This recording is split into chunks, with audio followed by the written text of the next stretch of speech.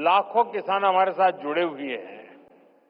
मैं यहां से उनको भी वणक्कम कहता हूं, नमस्कार कहता हूं। और सबसे पहले मैं आपकी भी और देश भर में जमा हुए मेरे किसान भाई बहनों की भी क्षमा मांगता हूं। मुझे आने में करीब करीब 1 घंटा देरी हो गई, क्योंकि मैं आज पुट्टपर्ती में सत्य साईं बाबा के कार्यक्रम में था, लेकिन वहां कार्यक्रम थोड़ा लंबा चल गया तो मुझे आने में विलंब हुआ। आप सबको जो असुविधा हुई, देश भर में मैं देख रहा हूं काफी लोग बैठे हैं, इसके लिए मैं आप सबकी क्षमा मांगता हूं। மேடையில் வீற்றிருக்கும் தமிழ்நாட்டின் ஆளுநர் ஆர்.என். ரவி அவர்களே, மத்திய அமைச்சரவையின் என்னுடைய சகாவான எல். முருகன் அவர்களே, தமிழ்நாட்டின் வேளாண் பல்கலைக்கழகத்தின் முன்னாள் துணைவேந்தர் முனைவர் கே. ராமசாமி அவர்களே, பல்வேறு விவசாய அமைப்புகளை சார்ந்த மதிப்பிற்குரிய மக்களே, வந்திருக்கின்ற மக்கள் பிரதிநிதிகளே, சகோதர சகோதரிகளே, வணக்கம். வணக்கம் உங்களுக்கு மட்டுமல்ல, இங்கு டிஜிட்டல் வழியாக பல்வேறு விவசாயிகள், நாட்டு மக்கள் எல்லோரும் இதை கண்டுகொண்டிருக்கின்றார்கள். அவர்களுக்கும் இந்த நாட்டு மக்களுக்கும் என்னுடைய நல்வணக்கங்களை தெரிவித்துக் கொள்கிறேன். மேலும் உரையை துவங்குவதற்கு முன்பாக உங்கள் அனைவரிடமும் சரி, நாட்டு மக்களிடமும் சரி, குறிப்பாக விவசாயிகளிடம் நான் என்னுடைய மன்னிப்பை கோர விரும்புகின்றேன். தவிர்க்க இயலாத ஒரு நிலையாக புட்டபர்த்தியிலே எனக்கு சற்று கால தாமதம் ஆகியபடியால் இங்கே உங்களை தாமசிக்க வேண்டி வந்திருக்கிறது. அதற்காகவும் உங்கள் மன்னிப்பினை நான் கோருகின்றேன். मैं जब पांडियन जी का भाषण सुन रहा था, मुझे लग रहा था अच्छा होता किसी ने मुझे बचपन में तमिल सिखाई होती तो मैं आज उस स्पीच का इतना आनंद ले सकता था, लेकिन मुझे वो सौभाग्य नहीं मिला। लेकिन जो कुछ मैं समझ पा रहा था, वो जलीकुट्टे की बात कर रहे थे, वे कोविड के समय जो कठिनाइयां हुई उसकी चर्चा कर रहे थे। लेकिन मैंने रवि जी को कहा है कि मुझे पांडियन जी के भाषण को हिंदी या अंग्रेजी में तैयार करके भेजे, मैं इसे पढ़ना चाहूंगा। लेकिन मैं उनकी भावना को पूरी तरह आत्मसात कर रहा था, मैं अनुभव कर रहा था, और मेरे लिए बहुत अच्छा पल था ये। நான் ஒரு முக்கியமான ஒரு விஷயத்தை உங்கள் முன்பாக பகிர விரும்புகின்றேன். பாண்டியன் அவர்கள் மிக அருமையாக உரையாற்றினார்கள். 10வது கைத்தட்டல். மேலும்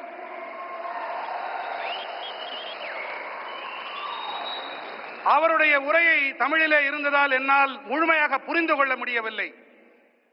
சிறுவயதில் நான் தமிழையும் கற்றிருக்கலாமே என்று அடிக்கடி நினைப்பதுண்டு. இன்று பாண்டியன் அவர்களுடைய உணர்வு மயமான இந்த உரை, அந்த முழுமையாக அதை புரிந்து கொள்ள முடியவில்லை என்றாலும் அந்த உணர்வு என்னை தொட்டது. மாண்புமிகு ஆளுநர் ரவி ஐயா அவர்களிடம் நான் விண்ணப்பித்திருக்கிறேன். பாண்டியன் அவர்கள் ஐயாவுடைய உரையை அதனை ஹிந்தி மொழியிலே அல்லது ஆங்கிலத்திலே மொழியாக்கம் செய்து எனக்கு தெரிவித்துக் கொடுக்குமாறு அவரிடம் விண்ணப்பித்திருக்கிறேன். जब मैं यहां मंच पे आया तो मैं देख रहा था काफी किसान भाई बहन वो अपना गमछा घुमा रहे थे, तो मुझे लग रहा था कि बिहार की हवा मेरे आने से पहले पहुंच गई है। நான் இங்கே மேடையிலே வந்தபோது பல விவசாய வேளாண் குடிமக்கள் தங்களுடைய மேல் துண்டை அவர்கள் சுழற்றிக் கொண்டிருந்தார்கள். பீகாருடைய காற்று இங்கேயும் வீசுகிறதோ என்று என் மனம் அவாவியது.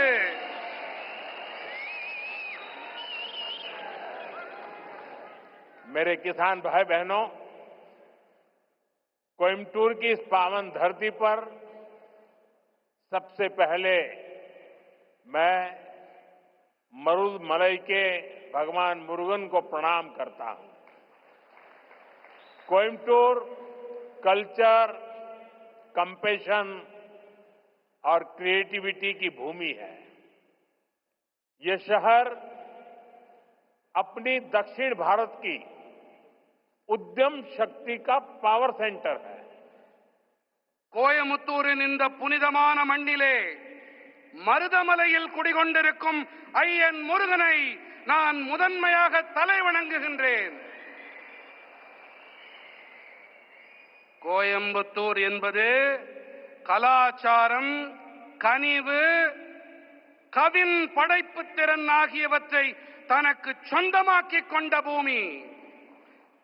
இந்த நகரமானது தென் பாரதத்தின் தொழில் முனைவு ஆற்றலின் சக்தி பீடம். यहां का टेक्सटाइल सेक्टर देश की इकोनॉमी का बहुत बड़ा कंट्रीब्यूटर है और अब तो कोयम्बटूर एक और मायने में विशेष बन गया है।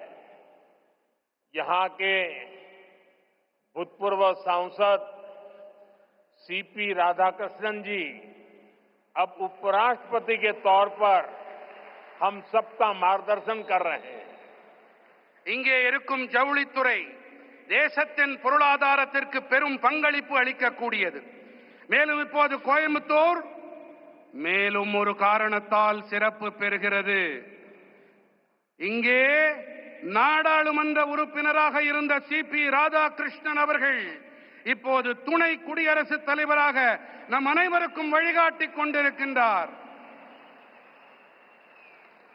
साथियों, नेचुरल फार्मिंग एक ऐसा विषय है जो मेरे दिल के बहुत करीब है। मैं तमिलनाडु के सभी किसान साथियों को south India natural farming summit के इस अभूतपूर्व आयोजन के लिए शुभकामनाएं देता हूं। और अभी मैं प्रदर्शनी देखने गया था। मुझे बहुत किसानों से बातचीत करने का सौभाग्य मिला और कोई मैकेनिकल इंजीनियरिंग करके पीएचडी करके खेती कर रहा है, कोई नासा में चंद्रयान का काम करते करते छोड़ करके खेती कर रहा है और खुद खेती करता है। इतना ही नहीं, अनेक किसानों को वो तैयार कर रहे हैं, नौजवानों को ट्रेन कर रहे हैं। मुझे आज सार्वजनिक रूप से स्वीकार करना होगा, अगर मैं आज इस कार्यक्रम में न आया होता तो मैंने मेरी जिंदगी में बहुत कुछ गंवाया होता और आज मैंने यहां आकर के बहुत कुछ सीखा है। मैं अब मन से तमिलनाडु के किसानों की जो हिम्मत है, परिवर्तन को स्वीकार करने की उनकी जो ताकत है, उसको 100 सलाम करता हूं। நண்பர்களே, இயற்கை விவசாயம் என்பது விசேஷமான ஒன்று. இது என் இதயத்துக்கு மிகவும் நெருக்கமானது. நான் தமிழ்நாட்டின் அனைத்து வேளாண் குடிமக்களுக்கும் நண்பர்களுக்கும் தென்னிந்திய இயற்கை விவசாய மாநாட்டின் பொருட்டு என் மனம் கனிந்த நல்வாழ்த்துக்களை தெரிவித்துக் கொள்கிறேன். அடுத்ததாக, இங்கே மேடைக்கு வருவதற்கு முன்பாக நான் அங்கே காட்சிப்படுத்தப்பட்டிருக்கும் பல்வேறு அரங்குகளை சென்று பார்த்தேன். ஒருவர் இயந்திர பொறியியலில் முனைவர் பட்டம் பெற்ற பிறகு விவசாயத்திற்கு வந்திருக்கிறார். ஒருவர் இஸ்ரோவை விட்டுவிட்டு அந்த வேலையை விட்டுவிட்டு இங்கே வேளாண் தொழிலை புரிய வந்திருக்கின்றார். இவர்களுடைய இந்த பணி கருத்தூக்கம் அளிக்க வல்லது. இவர்கள் மட்டும் கருத்தூக்கம் தங்களுக்கு அளித்துக் கொள்ளவில்லை, இவர்கள் மற்றவர்களுக்கும் உத்வேகம் அளிக்கின்றார்கள், அவர்களுக்கும் பயிற்சி அளித்து வேளாண் தொழிலை முன்னெடுத்து செல்லுகின்றார்கள், புதிய புதிய உத்திகளையும் வழிமுறைகளையும் கைக்கொண்டு. ஒருவேளை நான் இங்கே வாராது போயிருந்தால் நான் பல விஷயங்களை தெரிந்து கொள்ளாமல் போயிருப்பேன், என்னுடைய கற்றல் குறைந்து போயிருக்கும். இந்த வேளையிலே நான் தமிழ்நாட்டின் வேளாண் பெருமக்களுக்கு என்னுடைய மனம் நிறைந்த பாராட்டுக்களை உங்களுடைய துணிச்சலுக்காக காணிக்கையாக்குகின்றேன். यहां किसान भाई बहन, एग्रीकल्चर साइंटिस्ट, इंडस्ट्री से जुड़े साथी, स्टार्टअप और इनोवेटर्स सब एक साथ जुटे हैं. मैं आप सभी का बहुत बहुत अभिनंदन करता हूं. இங்கே வேளாண் சகோதர சகோதரிகளும் விவசாய அறிவியலாளர்களும் தொழில்துறையோடு இணைந்த நண்பர்களும் ஸ்டார்ட் அப்புகளும் புதுமைகள் கண்டுபிடிப்பாளர்களும் ஒன்றாக இணைந்திருக்கின்றார்கள். நான் உங்கள் அனைவருக்கும் என் வாழ்த்துக்களை தெரிவித்துக் கொள்ளுகின்றேன். साथियों, आने वाले वर्षों में मैं भारत की खेती में कई बड़े बदलाव होते देख रहा हूं. भारत नेचुरल फार्मिंग का ग्लोबल हब बनने के रास्ते पर है. हमारी बायोडायवर्सिटी एक नया आकार ले रही है. देश के युवा भी अब एग्रीकल्चर को एक मॉडर्न स्केलेबल अपॉर्चुनिटी के रूप में देख रहे हैं. इससे देश की रूरल इकोनॉमी को बहुत बड़ी ताकत मिलने जा रही है. நண்பர்களே, வரவிருக்கின்ற ஆண்டுகளிலே பாரதத்தின் வேளாண் துறையில் பல பெரிய மாறுதல்கள் ஏற்படவிருப்பதை நான் காண்கின்றேன். பாரதம் இயற்கை விவசாயத்தின் உலகளாவிய மையப்புள்ளியாக ஆகும் பாதையிலே பயணிக்க தொடங்கி இருக்கின்றது. நம்முடைய உயிரி பன்முகத்தன்மை ஒரு புதிய வடிவத்தை எடுத்து வருகின்றது.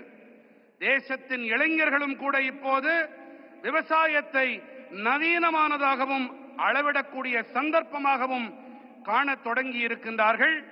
முக்கியமாக இதனால் ஊரக பகுதி பொருளாதாரம் மேம்படும் என்பதை அறுதியிட்டு என்னால் சொல்ல முடியும். मेरे किसान भाई बहनों, बीते 11 वर्षों में देश के पूरे कृषि सेक्टर में बहुत बड़ा परिवर्तन हुआ है.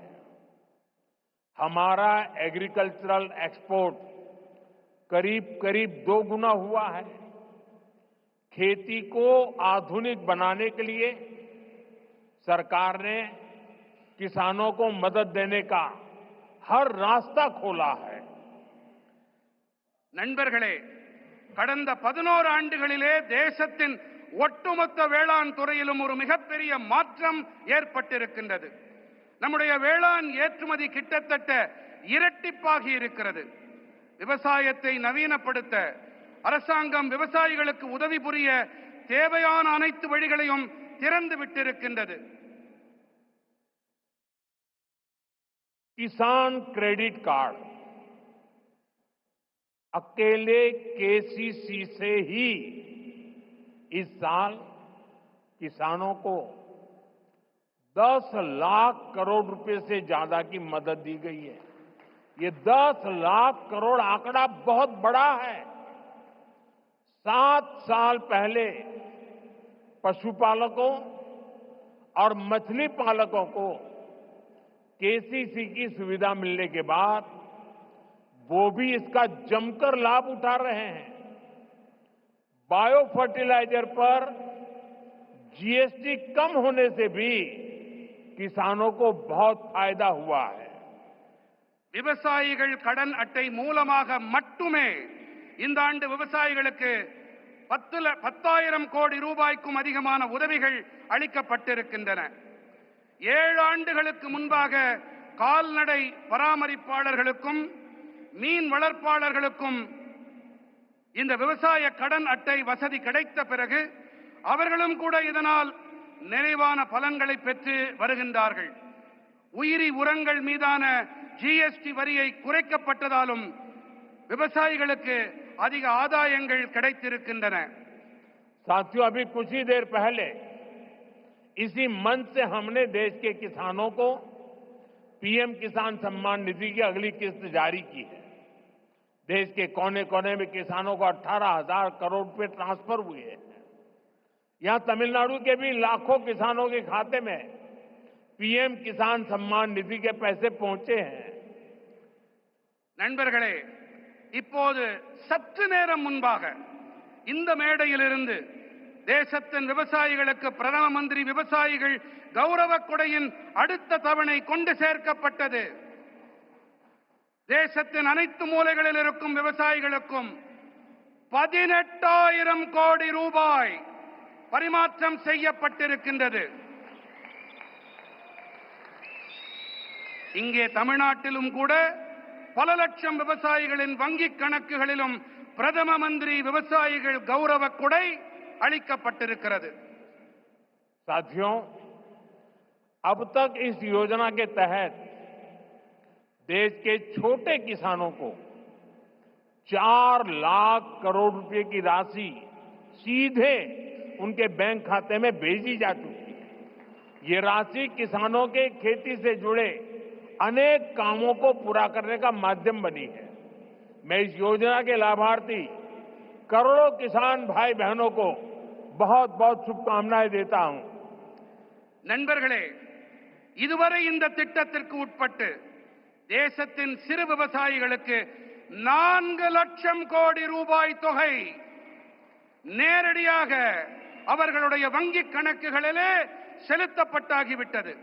இந்த தொகை விவசாயத்தோடு தொடர்புடைய பல்வேறு பணிகளை நிறைவேற்றிக் கொள்ளும் சாதனமாக விவசாயிகளுக்கு பயனளிக்கிறது.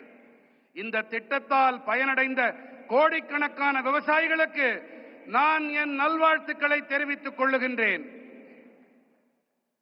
वहां पीछे 2 बालिकाएं प्ले कार्ड लेकर कब से खड़ी है, हाथ उनके थक जाएंगे। मैं सिक्योरिटी के लोगों से कहूंगा कि वो लेकर के, शायद मेरे लिए लेके आई है, वो लेकर के मुझे दे दीजिए और आपका जो कुछ भी मैसेज होगा मैं उसको बड़ी गंभीरता से लूंगा। அங்கே கூட்டத்திலே ஒரு சிறுவன் கையிலே ஒரு பதாகையை ஏந்தி கொண்டிருக்கின்றான். அந்த குழந்தையிடமிருந்து பாதுகாப்பு அமைப்பை சேர்ந்தவர்கள் அவர்கள் அந்த பதாகையை வாங்கி கொண்டு வாருங்கள். கண்ணா, அதுல என்ன எழுதியிருக்கோ அதை நான் சீரியஸா எடுத்துக்கிறேன், அதை கருத்துல கொள்றேன் அப்படிங்கறத நான் தெரிவிச்சுக்கிறேன். उसको जरा कलेक्ट करके मेरे पास पहुंचा दीजिए. அதை யாராவது கொஞ்சம் சேகரிச்சிட்டு இங்க கொண்டு வாங்க. साथियों, थैंक यू बेटा, आप कब से हाथ ऊपर करके खड़े थे. साथियों, கண்ணா ரொம்ப நேரமா கைய அதை தூக்கிட்டே நின்னுட்டு இருந்த, ரொம்ப ரொம்ப நன்றி உனக்கு.